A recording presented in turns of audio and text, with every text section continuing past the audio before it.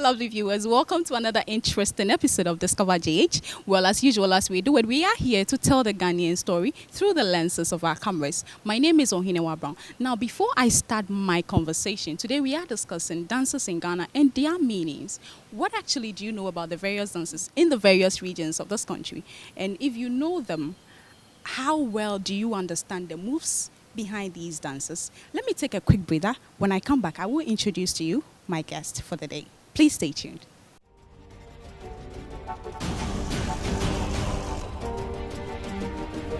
This is Ghana, the land of our forefathers,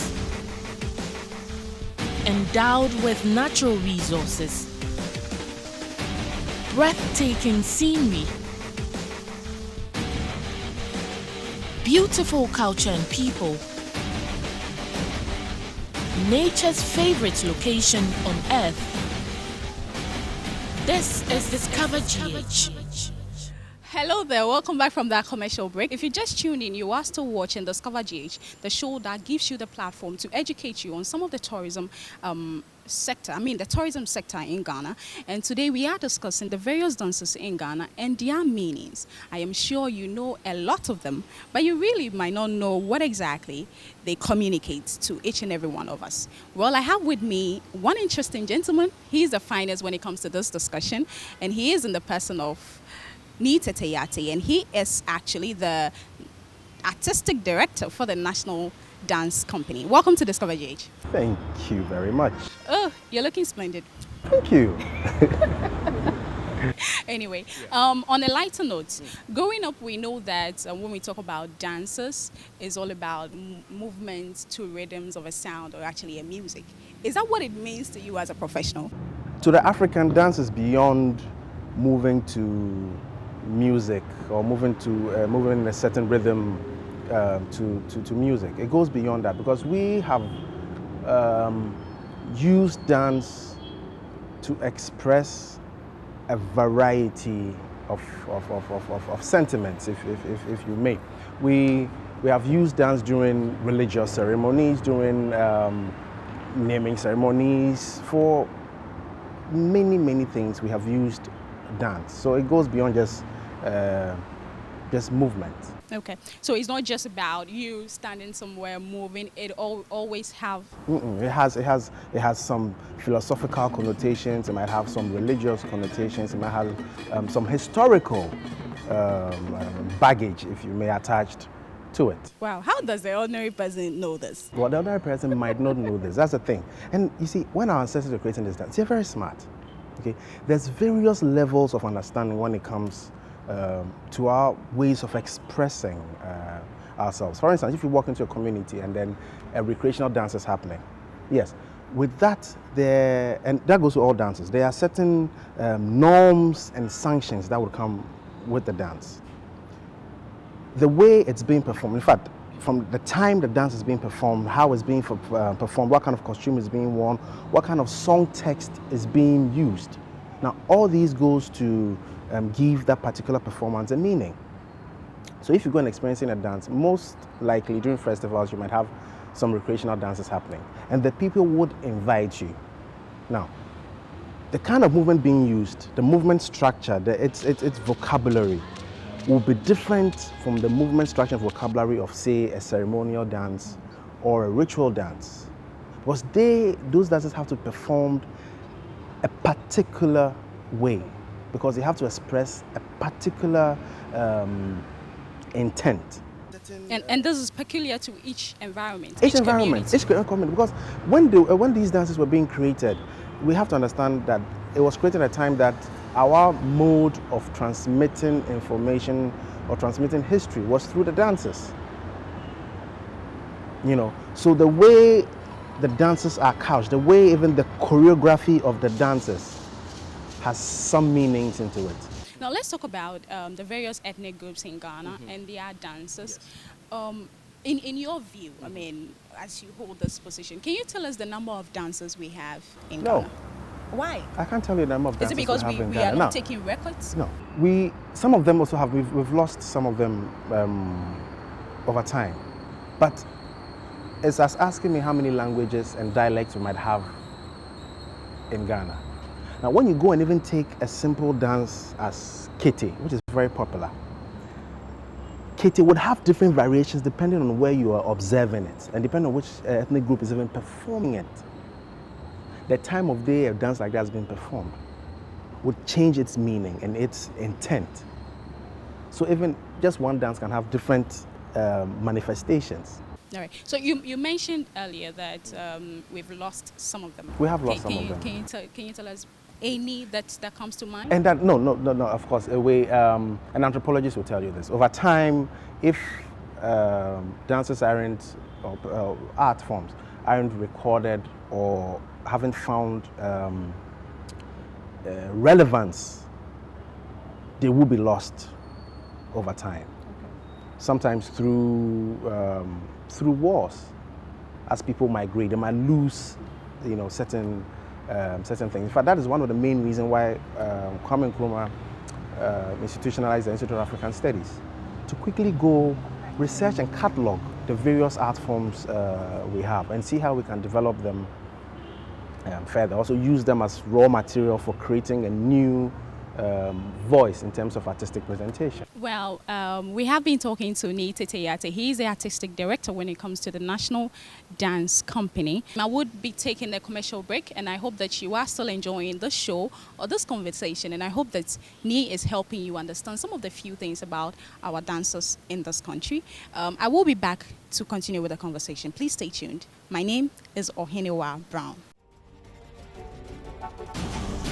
Welcome back from that short commercial break. If you just tune in, it's still Discover GH, and I'm here with the finest of the finest when it comes to dance. And we are discussing the various meanings behind the dance that you know. The Abaja. I'm trying to do it, but probably you would love it when he does it. Or maybe the dance of the gods. How do they pronounce it? Gome. Gome. Okay, so if the guys are out there, I'm sure you would love your dances, but do you really understand what they represent, the language or the communication behind the moves that you make? That is our topic at this juncture. Now, Nii, tell me, if I'm from the Ashanti region, I decide to start dancing Adowa. What do I need to have in mind in terms of the message I'm sending across? Now, there's two things you need to understand when it comes to a dance like this. Now, each dance, especially if it's a recreational dance that you're allowed to participate, it would have a general movement structure. It might not be communicative, but that would be the general movement structure of that dance. Okay. Now, above and beyond that is when, if you have to do any communication, would come in. Otherwise, and normally the basic movement structure would be easy, and they'll do the follow the leader kind of approach that you can quickly step into the rhythm and do your little steps here and there. But if you're comfortable with that and then you want to progress, now you have to understand that our dances, just as our language, would have how they're constructed and how, of course, the vocabulary might be delivered. So you might want to think, what do I want to communicate? For instance, and you give a very, very good example with Adowa, because it's a dance that lends itself to good communication. Now, here you would use symbolism, or movement symbolisms, and gestures. In our dances, that's what we term as customary aspect of movement behavior. It means some of the dancers adopt certain basic movements. For instance, if you're doing the same Adowa, you're doing Adowa, and then you want to communicate, let's say, love to somebody. It might be very typical during the dance, you might point the person, point yourself, and do this. Now, just by interlocking your fingers, you've shown that the two of you are together. So it might be the same Adowa, yes, but you might be communicating different things. In our dances, and especially with the recreational dances, you are expected to innovate on the basic movement structure. Whoa. So during the dance, you are allowed to express what you feel is your way of expressing what you want to express. What if it doesn't communicate what you intend to? No, that's the thing. So you have to be clear about what you want to say and how you feel. How do I know now, that? here's the thing. Now, you know, with gestures, gestures that we might consider as communicative might not be what somebody from an outside place would interpret. I come from Kwewu actually, and you know the traditional seats, they are very particular about the dance moves. Yes. And I've witnessed instances where individuals are summoned to the chief palace because of some movements. Now, assuming, dance is part of our culture, and people would want to travel down here to find out what we incorporate in our dances. Yeah. Now, assuming I'm a tourist, I don't know anything about the Ghanaian culture. Yes. What do I do if I find myself in such an environment? The way our dance performances have been arranged, it will be very rare to have somebody just break into, let's say, a religious dance and just think they can just. But there's times where you see whites trying to do yes, they our can. dance. No, that's the thing. Now, like I said, we all understand when we have guests.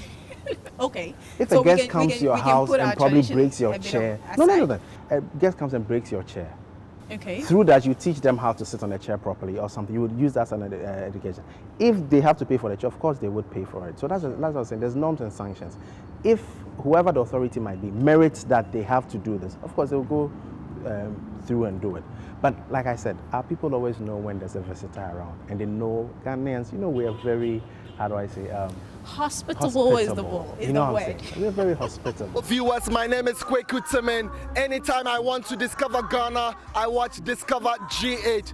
Don't tear. What are the major dances we have currently? The major, should I say, the most popular dances that we tend to see are the ones that from the National Dance Company, the Ghana Dance Ensemble at Legon, Noyam and other institutions, perform, or the ones that you see at certain festivals, Now, these are the kind of dances that, of course, might register as popular or as major.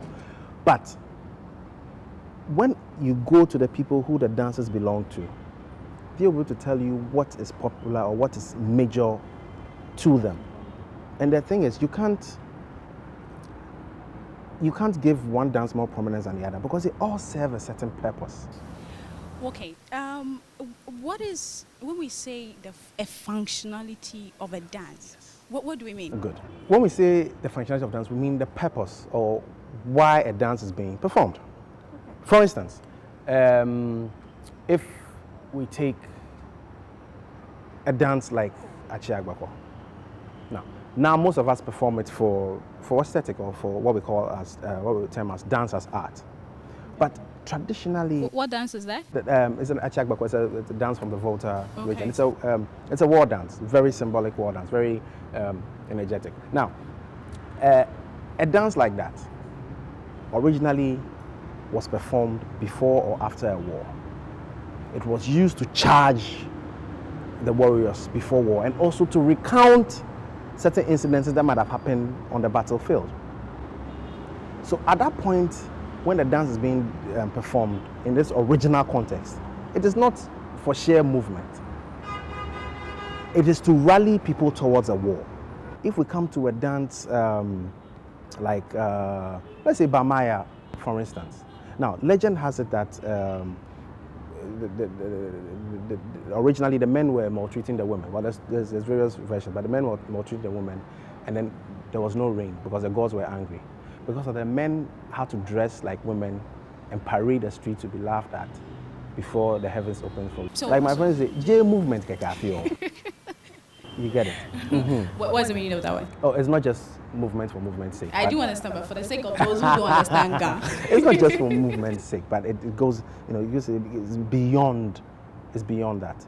Well, viewers, I hope that you are enjoying the conversation. I am, because Ni is actually opening my eyes to a lot of things. At some point, in high school and the rest, we've been told that dance is just movement to some rhythms or music.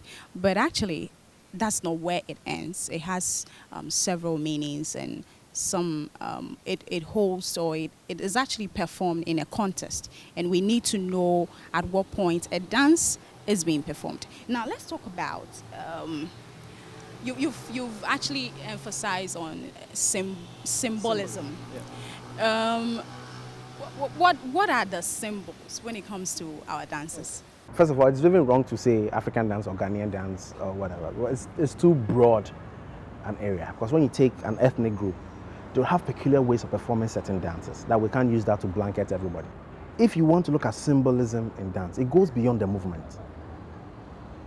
The kind of costume, to the color of the costume, to the kind of material used to make the costume, to the drum, to the carving that might be on the drum, to the type of skin that might be on the drum, to the kind of arrangement the drums might have, to the song, how it's being performed, to the text that is being selected, to how the dance is being arranged, to who can perform the dance, at what time can they perform the dance. Hi, my name is Eko Smith Asante, and you're watching Discover GH. GH is Ghana. Don't make a mistake. Discover. So it's not straight jacket. It's not restricted. Well, I just want to say that when you say dance, please don't restrict yourself to movement. Think of the whole package. Okay. There is something called aesthetic quality. Aesthetic quality, yes. When we say aesthetics, we are talking about beauty. Okay. Culture is dynamic. I mean, there are times where people start something and they think that they need to change along the line. Has there been an instance where a group of people have started a dance and they think that they've moved from this way and so they would want to incorporate new things? Okay. Are there examples? Still on the debate of culture is dynamic. Yes, culture is dynamic. And then we expect every culture to go undergo some reform. Any culture that is static will die. That's what I believe. It will die. But the question is, how do you select what you can add to yours? Because believe you me, at the point that our classical dances like Bamaya or Achagbeko or Takai, at the point that they were created, they might have seemed as novel or something new to the people at that time. But what made it last to become our traditional dances is because they conformed to the philosophies and ideals and aspirations of the people at the time that it was being created. Our ancestral choreographers didn't just mix and match. They found what was compatible with the philosophies and ideas of the community. And that is what they did. And that's the problem we're having now. We seem to be doing skirt and blouse, combining one thing to the other without understanding our traditional principles of performance that would last. Okay. Currently, we have a lot of young people around who don't even embrace these dances. I mean, traditionally. Wouldn't it be wise for us to incorporate things that would interest the youth? Yes. Now, you remember when Azonto was a craze? There was a big debate on whether it should be encouraged or not. As a choreographer, if I want to analyze Azonto, it has same qualities as most of our traditional dances. But it was performed in the voice of, should I say, the youth, the contemporary era. What we are missing, and this is because we keep preaching, you have to, if you have to do traditional dance, you have to keep the tradition, you have to stay with the tradition, you have to do, no. Forgetting to tell them that you are learning these traditional dances to inform your own voice when it comes to expressing what you want to express as a performer or as a dancer or what have you. What we have to do is to help them draw a link between their past in terms of performance and then link it to their current day voice of expression. Now that is where we're having problems with. To let them know that, listen, it's good to learn the traditional dances. It's good to learn them, even if you don't use them as they are. It's like learning your mother tongue. We will be coming to you and talk about some of the performance that goes on here. And when it comes to the patronage level, what are some of the programs or the events you're putting in place in terms of encouraging dance in Ghana? But before I go on with that conversation, let's take a quick commercial break. I will be back. You are still watching Discover GH, and the conversation has been on dancers in Ghana and what they represent. I hope that you are enjoying this with the finest of the finest when it comes to dance in Ghana. Now, we are going to talk about the National Dance Company and what their various roles are, or I mean, I would say what they are doing in terms of encouraging the national or our traditional dances in Ghana. So stay tuned. Let's go on with that conversation. Now, when it comes to you, what actually is your role? My role as artistic director of the National Dance Company is to create, well, first of all, to document, research document, and then create new works that are modern in nature.